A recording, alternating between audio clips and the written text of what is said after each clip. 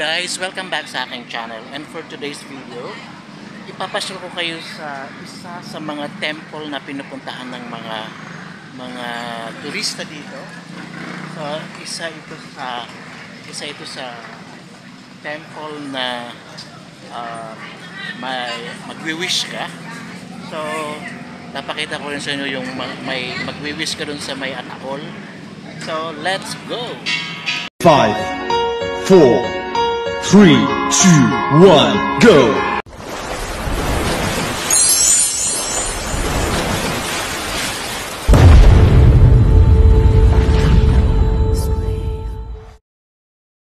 Magpapa-register, isusulat yung mga pangalan ng mga patay na gusto mong i-dikit dun sa Ataol, tapos magdadasal ka, tapos yung resibo na may pangalan sa mga mo, namayapa mong mga kamag-anak, at niyan, susunugin yan nila, tapos may wish sila doon. Yan. Tapos dito ididikit yung yung mga pangalan na may bibigay sa inyo na ayun dinidikit niya mga pangalan ng kanilang mga namayapa. Tapos ito yan Ataol yan Ginawa ko na to dati. Ito yung mga sabi nila Ataol daw yan, nalagayan ng patay, pero empty yan, empty. Tapos ayan, ang daming mga nakalagay na may mga Chinese na pangalan, mga Thai. So ayoko nang kunan, baka tayo.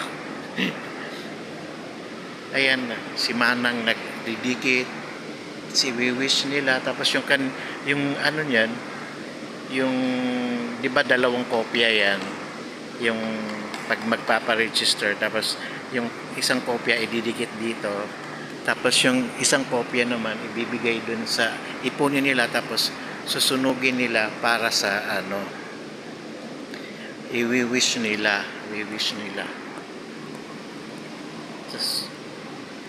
Tapos may bahala ka kung magkano yung i-donate mo doon. Tapos andito yung isa pang ayan sinusunog na nila yung isa niya, ito yung ayan,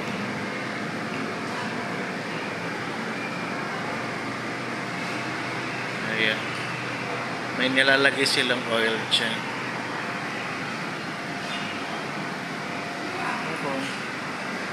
Hindi ako makarelate kasi hindi naman ako Buddhist. So sila lang nakakaalam dyan.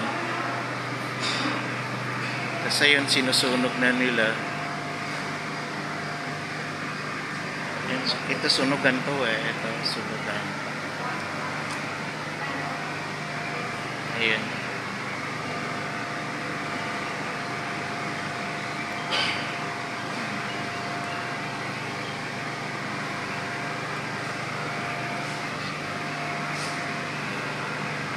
Ito yung kanilang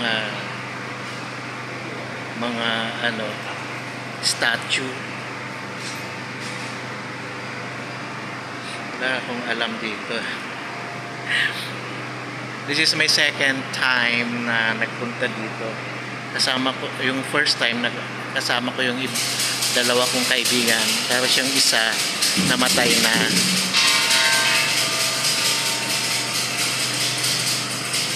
Ayan, dito naman, ayan, magwi-wish.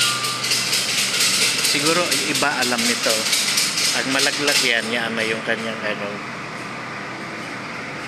kanyang wish.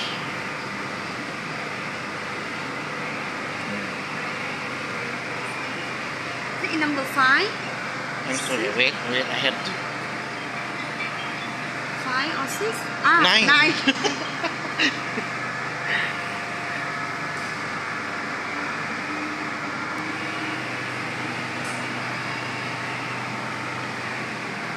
Ayan. ako pa tinanungan niya. Hindi naman ako marunong magbasa. Buti na lang may number talaga. So ito yun. So doon naman tayo sa kabila. So ito naman yung ito yung sa side naman nila, yung entrance talaga nila. Inuna ko lang yung may ataol. So ito yung entrance nila. So makikita mo dito yung mga may mga sila, magpipray ka doon. Tapos kaso lang ayan, maraming mga tawag niyan. Ayan, madaming mga nagdadasal doon. Tapos may mga statue ng mga Buddha. Ayan.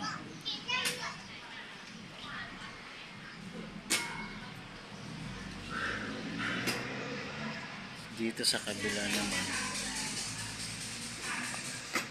yung magdadasal ka tapos magwi-wish. Yun yung kanilang tradisyon. Dito naman sa gilid ay alam ko mga gwardiya to sa alam ko itong tatlong yan. Alam ko yan guard yan isang mabuti at isang masama. Alam ko yun.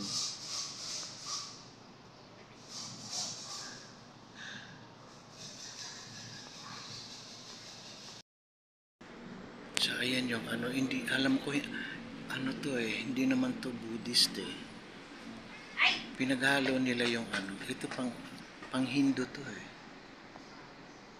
Correct me if I'm wrong kasi may to statue ng taong elepante. Yan.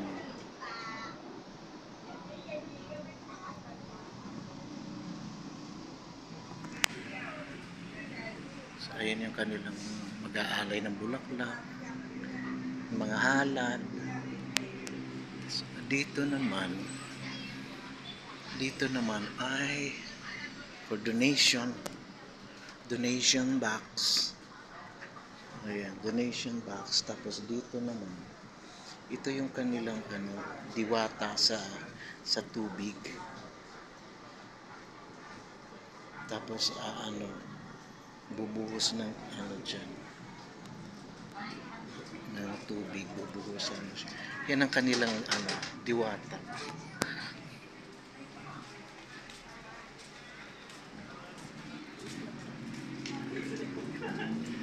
Yung ginagawa naman nila yung nilalagyan nila ng gold. Merong sticker na nabibili yan dito. Tapos ididikit na nila yan sa kanilang statue. Ayan o.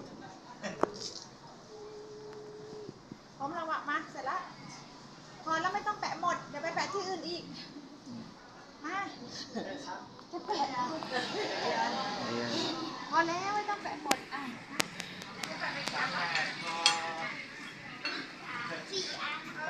Tapos ito yung mga kandila nila kung gusto mo magsindi ng kandila. O may ibig sabihin ng red. Ang red is attitude Buddha image. Attitude pareho lang pala yan. So ang pula is awisunus sanuti 6 times. Siyang yellow ay ayan. Tapos may pink, may green. Ay, ito may sorry. So this pala, itong kandila pala, ito is for today, Sunday. Ito naman ang bukas ang yellow. So Tuesday ay orange. At green ay Wednesday. Tapos mayroong dalawang kulay ang Wednesday. Isang sa araw ay green, tapos sa gabi ay black. Black ba to? O black. Tapos ito ay orange ang orange ang Thursday. Friday ay blue. Tapos violet na sa Saturday. Tapos may white. Ano ba to? Hindi ko maintindihan kasi hindi naman kasi ako Can you explain kung sino yung mga Buddhist dito? Comment down below. Hindi ko kasi alam eh. Hindi ko kasi alam kung Basta itong mga kulay na yan, Wednesday, Sunday, Wednesday, ganyan hanggang Saturday. Alam ko, ganyan din ang sinusuot ng mga tao dito na t-shirt. Pag Sunday, sila, ang sinusuot is red. So yun.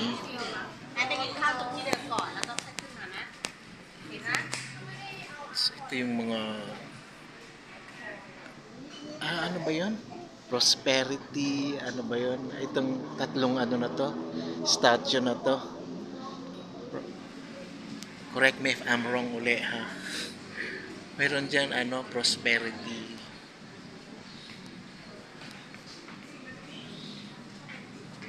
So, ito yung mga pwede mong bilhin. Tingnan mo ang price nito ha. Ang price nito ha. Oh, this one lang maliit is 4,500. Tapos itong silver. Ito 3,999.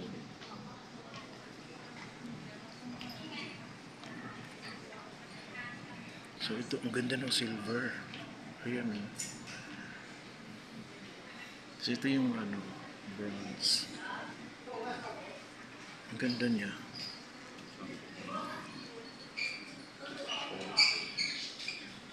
Tapos ito pa ang liliit lang. Ang ganda nito.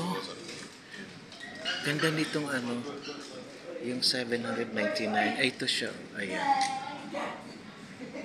Ayan siya Ito siya yan. Ganda. I love it. Tapos pag magwi-wish ka dito, ayan, magugong ka dun. Mas malaki pa yun sa gong ng showtime sa tawag ng tanghalan. Tapos may malaking tambol dun. May malaking drums dito. Ayan. So ito yung pang nila, pang gong. Ayan. Ang gong nila yan. Ayan. So dito naman sa dito naman sa loob na to may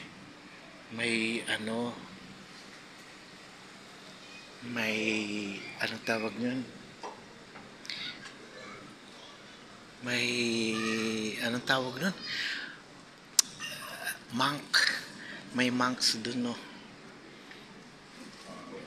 may monks na kayo yun. Totoo po yung monks na yun.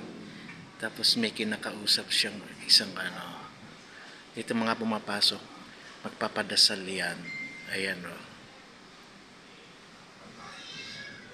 So ayan, meron din silang ganyan.